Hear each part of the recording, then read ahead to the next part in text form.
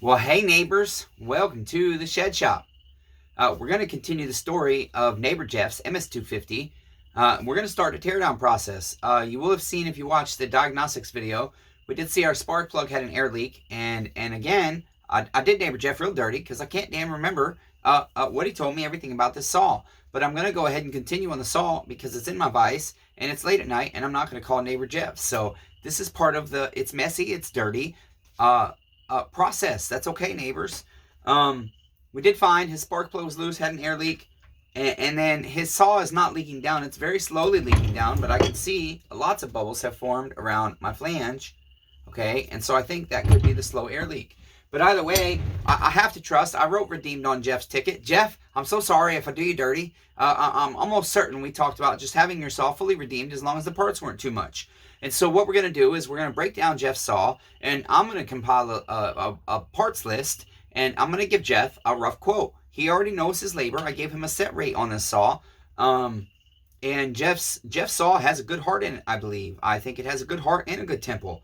I think for safety's measure, we should just tear it all the way down, ultrasonic bath our heart, get all the carbon filthy deposits cleaned up so it prevents more buildup, and then we move forward. Okay, so neighbors, basically all I'm going to do is I'm going to remove my specialty tools here real quick. I'm going to turn you down to the bench. And remember, I'm going to be giving education on this saw, but I'm also going to tell you, as I remember, as I recollect, a little bit about neighbor Jeff, because this is his saw, and when he brought the saw to me, he wanted it redeemed. He wanted it redeemed on a channel, and we agreed that since he's the first neighbor to do this, that he will get to see the videos absolutely first before I post them to the BootTube, unless I feel a conviction to do otherwise. And so right now we've got his diagnostics video loading, and then I'll do this. I'll go inside, I'll get some substance in my body, and I'll see if I need to add any. Like I know for 2 minutes in the diagnostics video, neighbors, you weren't there. I was quiet. I thought I was paused. And I don't know if I want to cut that out or not, because it kind of made me laugh when I realized, oh, hey, neighbors, you're still with me.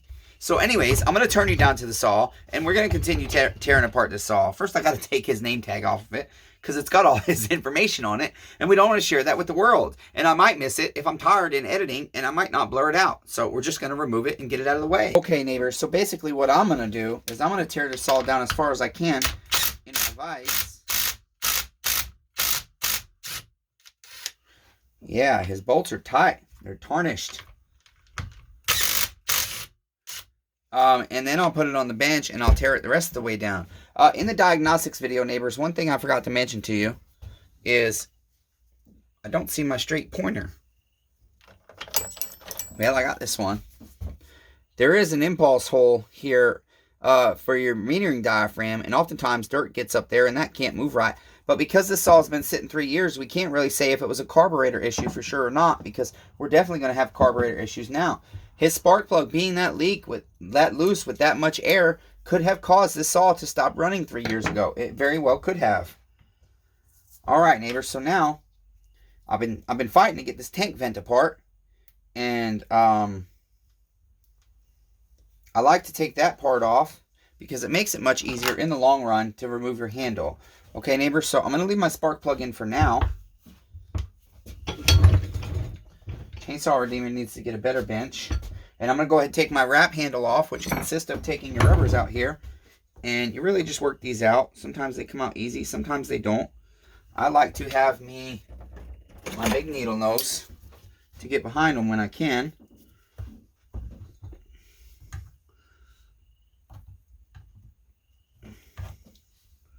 And this one's very stiff. We're going to use our other pliers if we can find them.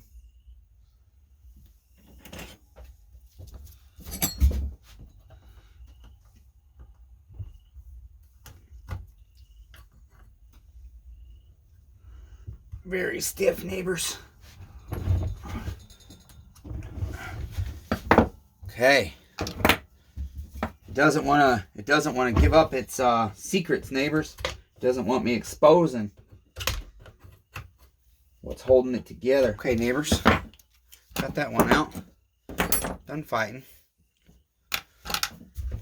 Now, those are going to be T27 screws. And again, I'm going to use the impact for disassembly, but we're not going to use it for reassembly. I have two up underneath.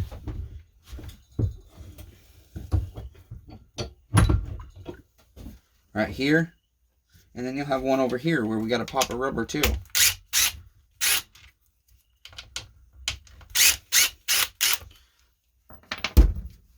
I'm going to remove my handles over here first. My recoil.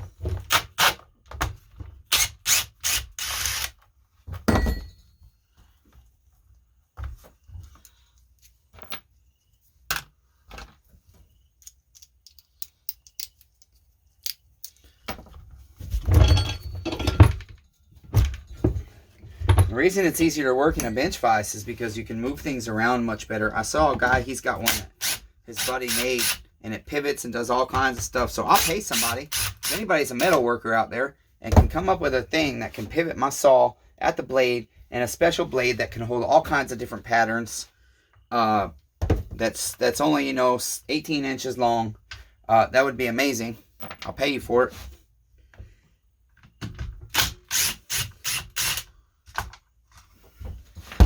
Okay, now you can move your handle out the way and your recoil will slide down, but it's not easy. You've got to be careful, okay, because it's got this big flap that holds it up under the handle. Okay, there's our recoil. That's filthy, vile, and disgusting and nasty. We really need to scrape that off. This stuff really needs to soak. It's really, really nasty.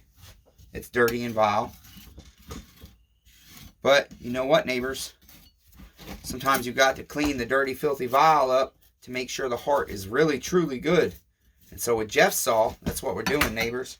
We're going to take it all the way down, and we're going to check his heart. And we're going to see how much the filthy, vile gas that the world sells us, and the nasty air that we're killing with all the carbon in it. All the bad stuff, neighbors.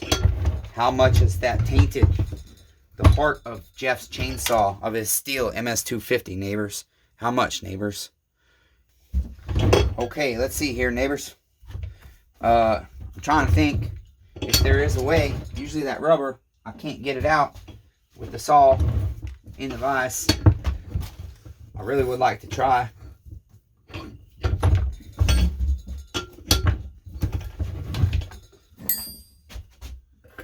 Can't see because it's vile and disgusting and hiding. Okay, neighbors, now did myself dirty by not taking the bumper strip out before I bar this back up. I still should be able to shimmy that clip out of there, neighbors. Sorry, neighbors, I'll cut this part out of the video. Okay, neighbors, that's kind of like a lot of Christians. Sometimes they want to give Jesus part of their heart, but not all of them. Okay, but we need it all, right, neighbors? We can't only have parts of it. Complete and utter surrender. If you read the Bible, that's what it calls you to do. Okay, there's your top handle, neighbors. Pretty simple. Put that in the box of the disgusting, filthy, vile parts we've got to clean. Alright, next we're going to go ahead and we're going to start working off this clip here to get the rest of our top handle off.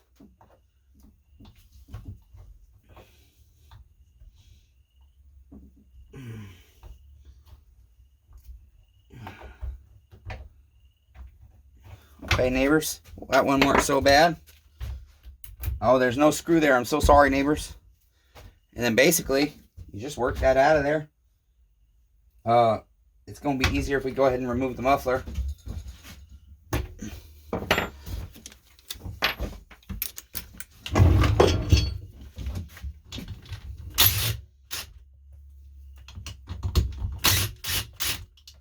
Oops. See, neighbors, Chainsaw Redeemer has problems with dropping stuff all the time, and then he has to move chainsaws to get to it. But that's okay, neighbors. We're going to stay humble. Going to stay humble. Going to be grateful. Even though we're terrified that we might not make it, we'll stay humble. We'll stay grateful. Chainsaw Redeemer doesn't have to be Chainsaw Redeemer. He just wants to be able to grow food and be left alone. That's all. Okay, neighbors. Now we can work this one out. And really, just got to carefully, gently push it out. A little bit at a time, neighbors. Holding tension on it while I work it out. There, got that part off. Get my flange back here. Okay. There are, again, neighbors, I never necessarily do this all in the same process. Now I've got to take this grommet, this intake grommet off. Washer, I think it's called on the IPL. Okay. Now I've got all this stuff I've got to work through to get the top handle off. I've got to remove this wire, this clip here. I was thinking about neighbor Jeff here and how he was a fireman. And he told me a little bit of a story about, I forget, he was working for a company. I forget what kind of company. It was a factory or something. Maybe it wasn't a factory. I don't remember. I'm so sorry, neighbor Jeff. I did you dirty. I'll make sure I did you dirty for that. And confessions at the parts washer. But it's kind of happening now, isn't it? But anyways, you know, when I wrote it, I can't remember what company it was. But anyways, they opened up a new factory or something. And neighbor Jeff had turned down a job at the fire department because of the income. And his other company told him they weren't going to make people move to the new place. They weren't going to force people. Well, we all know how that goes with corporate America. That's why we're all trying to support people like the Timber Bros and MitchPrince3D.com to get out of from under the thumb of corporate America. We want to sell people here, looking at the little guys. Timber Bros is local here in Lewisburg, Tennessee, Marshall County. There are a couple of guys just starting out tree service. And I really would appreciate it. You know, I'll have them put their information below if they want. I really would appreciate it if you guys would give them a chance to come out and cut your trees with the chainsaws I built for them here on the channel. And you can watch those stories too. They're all coming and getting uploaded little by little here. Okay, now we've also going to have an impulse hose connected to this underneath here. And you can either unhook that from the motor or from the handle.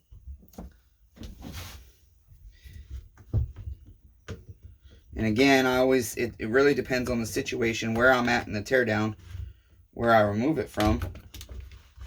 Okay, and then pull your fuel line out, and that's why I took that tank vent off earlier. It makes it easier. There's our fuel line, which I definitely think you could technically reuse that, but it's so stiff.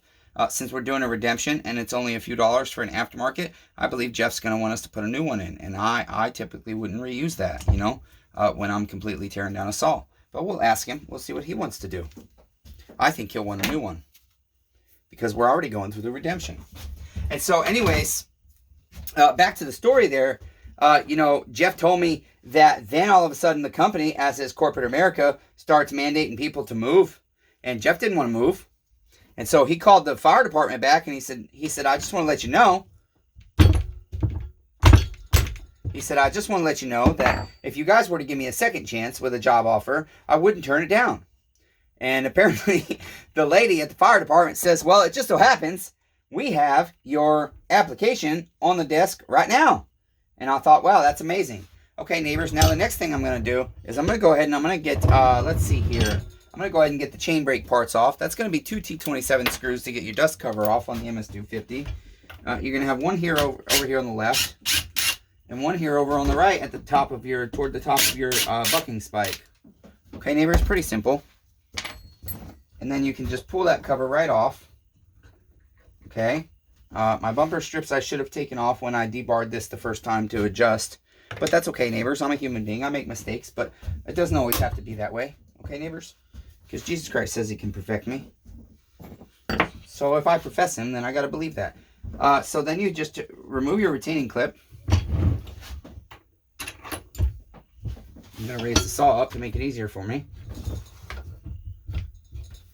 Okay, remove your retaining clip with your scrunch. I've showed you guys videos on this before.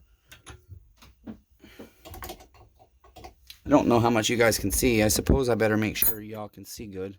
Okay, hopefully that's a little better for you, neighbors. So sorry. And so it just so happens that Jeff ended up going to the fire department and working there. And then he told me a little bit about an injury he had with his back and ended up, you know, having to give up working at the fire department a little earlier than he had wanted.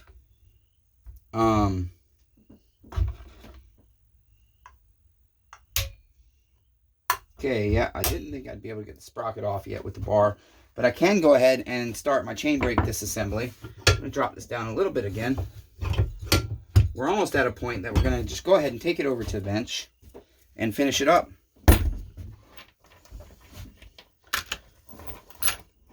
Just going to go ahead and put all my screws in my little container here, neighbors, okay? So I don't lose nothing, okay, neighbors?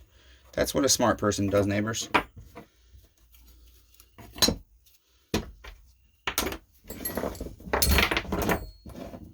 Okay, so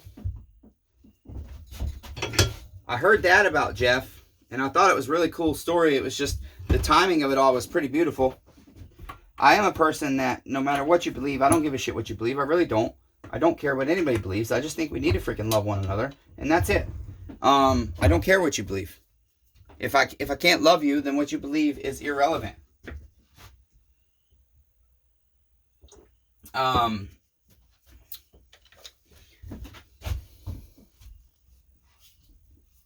Okay, we're going to have a retaining clip right here over your strap. Be very careful not to lose this. I'm just taking my time, using the pin it rests on or clips onto as a lever. Take that off, set that on the bench. And then our spring, you always want to make sure it's your chain brake is engaged. That means you've got to push your lever forward. See that spring being decompressed? It's compressed now, decompressed, not as much tension. And be careful. I just pop these off very gently. I usually face it toward the bench when I do this part, but I'm not too worried about the spring because I know what it does usually. Sometimes I get hurt, sometimes I don't, but most of the time I don't. There's that spring. It's in good condition. We can all of Jeff's parts are, I mean, his sprocket looks brand new. And so basically I think we replaced the fuel line. His impulse hoses even seems good. His intake boot seems good. But if he wants to do an aftermarket impulse hose, we will. I don't know that I would even recommend it. I just recommend his fuel line because it's stiff. Yeah, we'll see. Jeff, you're not going to have a lot of stuff to replace on this saw, buddy. And I do recommend we do the crankshaft seals. I don't know. I'll have to get down in there and we'll vac pressure test it. I just think after sitting 3 years, we might want to. But I don't know. We'll have to look at them. But we want to open it up anyways, and so if we're going to do that, I believe he wants a full redemption. I believe that's what he's going to want. The price is going to be the same either way, so I believe we're just going to go all the way with this. I don't think we tear a saw down this far and not replace the crankshaft seals for the $15 that the aftermarkets cost on this saw. I think that's about what they cost. It's 15 or 20, I can't remember. Okay, so now we should be able to go ahead and remove this strap. It's called a strap. Set that aside with our little thing so we don't lose it. And then there's going to be a little spacer here that's made out of plastic. And then we should be able to remove our chain brake band. Sometimes we can get this out with the sprocket in, sometimes we can't. I think on here, given this situation, no, I'm not going to be able to. So at this point, I think I will have to go ahead and take it over to the bench. And I was just trying something new here, you guys, just so you know, to see how far I can take this particular model down with the bar on it. Okay, so I'm going to bring it over to the bench. Pause you while I set it up. Okay, neighbors, so I've moved Jeff's MS250 over to the bench here. I've taken the bar off again. I'm going to set it aside over here because I do want to clean it, hopefully tonight, and sharpen the chain and have it hanging for when Jeff's saw is done. Now, to continue with the process, we were removing the chain brake parts, and so I'm going to go ahead and reset my band back out of the way here so that I can pull my sprocket up. Jeff's saw is in really good condition, actually. It's just really nasty and dirty and vile and disgusting and tainted by the fucking world and the dead asleep church. That's the only problem with Jeff's saw. I think, you know, neighbors, it's amazing. It's amazing what happens with the saws that come in my shop.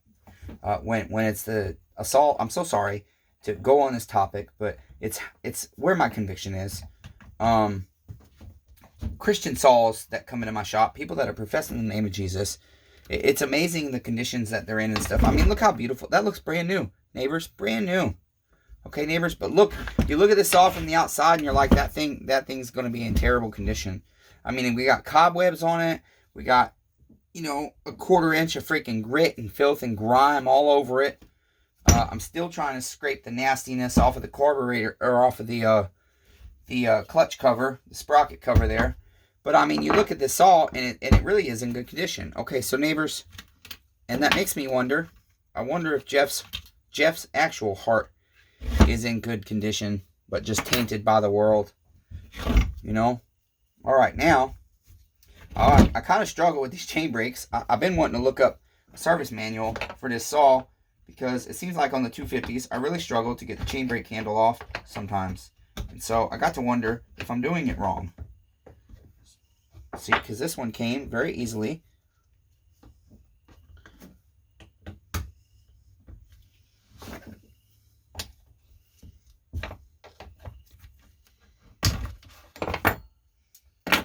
It's that last part. I know they're strong, but I always get nervous. I cannot afford to $35 bills right now. I'm very poor. I'm struggling. Okay, so now we get a really close look at Jeff's heart of his chainsaw. It's dirty. It's got a lot more dirtiness than we realized. But, you know what, neighbors? I'll bet you it's very usable. And I'm almost willing to bet the rings on his heart are usable too. I don't know what the rings represent yet, neighbor. I've been asking the King of the Universe. Neighbor Jeff, that's for you, buddy. I don't know yet. Okay, neighbors, I think it looks pretty good. Okay, neighbors, I am going to go ahead and remove the coil. Get the wires out of the way. And I'm just looking at this because I've been struggling to remember how to reinstall coils sometimes without having a picture in front of me. And so I'm trying to commit it to memory so that I don't have to struggle in the future. Okay, see, neighbors? The other one has a wire that goes and wraps back around here on the 025s, and it confuses me. Why they have that, plus this ground wire, plus a kill wire, plus a lead wire, I do not know. I'm just studying, neighbors. I'm just looking. I don't want to do nothing wrong, neighbors. Trying to learn these new setups just a little bit. Okay, neighbors, there's our kill wire.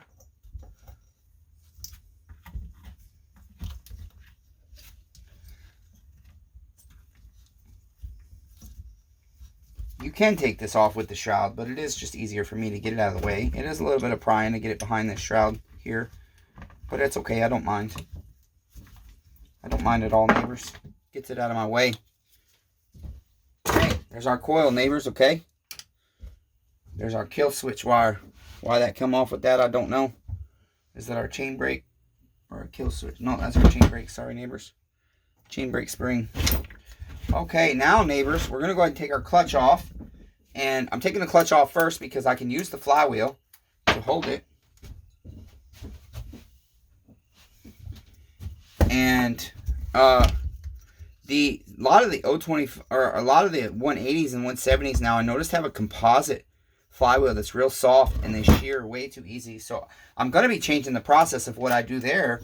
But for now, I'm going to try and just see if this clutch, I think Jeff's clutch will come off very easy. This saw is very willing to let me get toward its heart.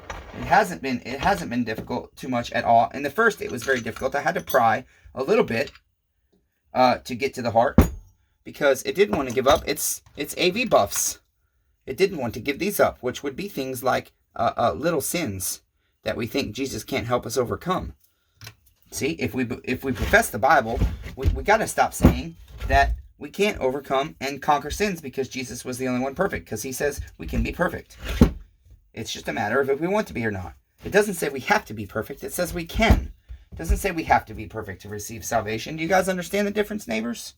If you don't, you can ask Chainsaw Redeemer, or you can go to his goddammit, come on church, wake up sessions, which I believe the Lord will be having us do that second session very soon.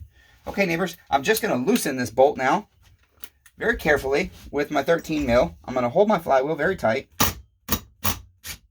Jeff's saw is very willing to give up its stuff. Now, neighbors, I am going to still do this the same way I normally do, which is I'm going to grab it with pliers, and I'm going to hit that bolt with a heavy hammer. And we're going to see if Jeff's saw is still very willing, after we talked vile and filthy about it and how disgusting it is, to let us continue to get towards its heart. It is. Jeff's chainsaw is very, very willing to let us open it up and examine its heart. That is very interesting. I wonder if Jeff the person is as willing as his beautiful chainsaw to let us look at his heart. Okay, neighbors, you know, it's amazing. This chainsaw this chainsaw. It's sad to split this open. So sad. I'm looking, neighbors, I'm just looking around the intake because I'm trying to see what kind of grime has built up. And if we've got leaking air, leaking oil. It's really interesting. I don't believe Jeff's chainsaw has ever had crankshaft seal leak. And I don't necessarily believe that his motor needs split. But I want to take a camera and look at the top of his heart. And I want to see how much filthy, vile carbon is on it. Oh, I can see it right there, neighbors. It's just such a thin layer, neighbors. Such a thin layer. I think at this point, I'm going to stop. I think I want to talk to neighbor Jeff and see what he would like to do. But his saw is very, very, very, very, very redeemable. Neighbor Jeff, you don't need too many parts, neighbor. If we went from this point, which I don't know, it's been sitting 3 years, but I'm very surprised. It did not present air leak. We could air leak test this again. I do not have a problem with that. I don't know. I've always kind of wondered how good these crankshaft seals can hold up after sitting that long. And as I'm looking at the lip on this one, I mean, they just are really in excellent condition. I'm kind of surprised.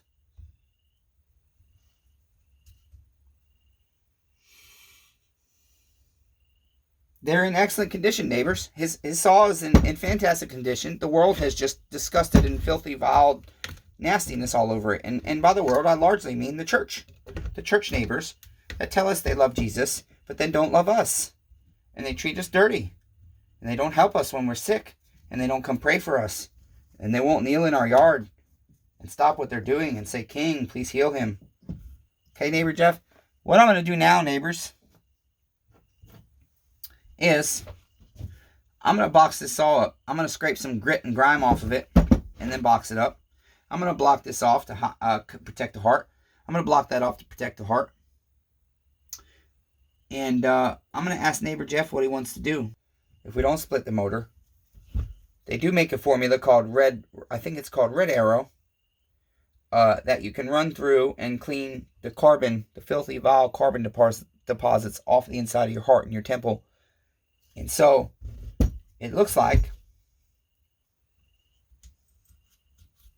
yeah, this chainsaw is in fantastic condition. I'm very impressed. I don't have many saws that I look, it's even still got original steel grease on it for the chain brake parts. It amazes me. I do think the spark plug being loose was the sole purpose. Do you understand the component, the one component? Okay, neighbors, listen. This is a life lesson right now. This one component being loose is most likely what caused this man's saw to stop running. That's it. That's kind of like having a bad disciple in your group. It can destroy the whole thing if their doctrine's tainted or the way they're reaching the fucking world is tainted. We can't put the King of the Universe in a box if you believe in him. But you also can't make excuses and say, oh, we can't put him in a box to make excuses for your sins. Like watching movies like The Waterboy with Adam Sandler. As much as I love it, if I profess Jesus, I have to either admit while I'm watching that movie, yes, King Jesus, I love the movie more than you and I'm sinning, which I do sometimes. I tell neighbor Jesus, I'm sorry. I'm just tired and I want to watch this filthy, vile movie just so I can laugh. And I'm sure it makes him sad. But he still loves me and gives me grace and mercy. But the thing is, he commands me to forsake everything to follow him. And so, all I'm saying is my neighbors that believe in Jesus, you have to stop saying your sins aren't sins, or that you can't be perfect, or this and that. Just admit you're a wretched piece of shit that likes watching funny movies with filthy things like boobies in them. Just admit it. It's okay. Just say it. Confess it to each other, and then we get better. Okay?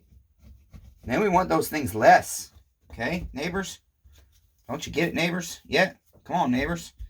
This shit is like live, raw, and real in front of you. I can't believe nobody's seen this shit like I am. It's beautiful. The King of the Universe, he's fucking beautiful. Come on, neighbors. I mean, Jeff brought his chit to me the very morning after, I said, well, King, I guess you didn't want me to go crazy on the internet. I guess I am vexed by a devil. I guess you can't use me. I don't know, neighbors. What I do know is that we got a good saw here. And for a neighbor like Jeff with a really bad back, it's not like...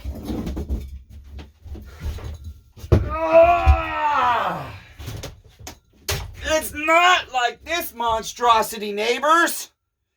For my other neighbor, that I think has a filthy heart, probably, and just wants to pay me $50 to get that big beast running, even though its heart has bad lines in it, which means there's probably bad shit inside of its temple, and if we keep pushing it and running it, it's going to blow up. Okay? Don't you get it, neighbors? I mean, King of the Universe. Whatever you want to call it. You can just say it's me. Damn it. Wherever I'm getting my shit from. This is good life lessons. Damn it. Come on, neighbors. God damn it. There's beautiful shit here. You got to wake up, church. You got to wake up, neighbors. Hey, and neighbors that don't believe in Jesus, if you're actually watching this shit, guess what? I don't care, neighbors. I just want to love you. Period. We can talk about all that shit someday if you want. If not, that's okay too. He commands me to love you. He commands me to preach the gospel. But you know what? You can't preach the gospel without love. So he commands me to get to love first. So if I can't never perfectly love my neighbor, I'll never be able to tell him about Jesus. So fuck it. I don't care. I'm just going to focus on trying to love people right now. That's it, neighbors. That's all I want to do. Okay? I'm very happy Jeff brought me his saw. I'm very happy I get to now send him the video of how terrified I was that he was going to change his mind. But I keep posting crazy shit on the internet that he's probably seeing. I don't know. He was hunting with his buddies, but it's been like a week. I thought it was last weekend he went hunting. We're passing another weekend now. Neighbor Jeff saw. Yeah. We'll see if he wants to open up the heart or not. I don't know. It's very rare. I don't want to open up the heart. Very, very rare. Probably largely because I like that STIHL brand on there. But those are $15 each. We get aftermarket for half the price. But if Jeff paid for OEM, I'd put OEM in there. We'll have to see what Jeff wants to do.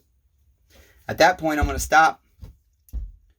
I did not present air leak on this thing. And the reason I'm going to stop too is because I don't want to expose these components right now because I'm not ready to clean the saw yet. It's going to go in a box. Okay? We might clean, since they're already very clean. I mean, his parts are very, very clean. This is before I'm going to ultrasonic them. I will give them a quick ultrasonic. Okay? A very quick one. But his parts are in excellent, excellent condition. I mean, excellent condition. This saw beyond my labor is not going to cost him very much, even if we do the crankshaft seals. That depends on what he wants to do there. Okay, neighbors, that's going to be it. The next phase in this saw is we're gonna wash the filthy, vile, nasty, fucking disgustingness off of it and confess some sins to you. I'm gonna tell you how I've done neighbor Jeff dirty, how I've done myself dirty, how I've done some of you neighbors dirty, and that's what this channel is going to be on the redemption chainsaws. Okay, we'll have strictly educational stuff too. Don't worry, neighbors. We're gonna give shit away, do all kinds of fun stuff. Till next time, neighbors, be kind. Everyone's facing a battle.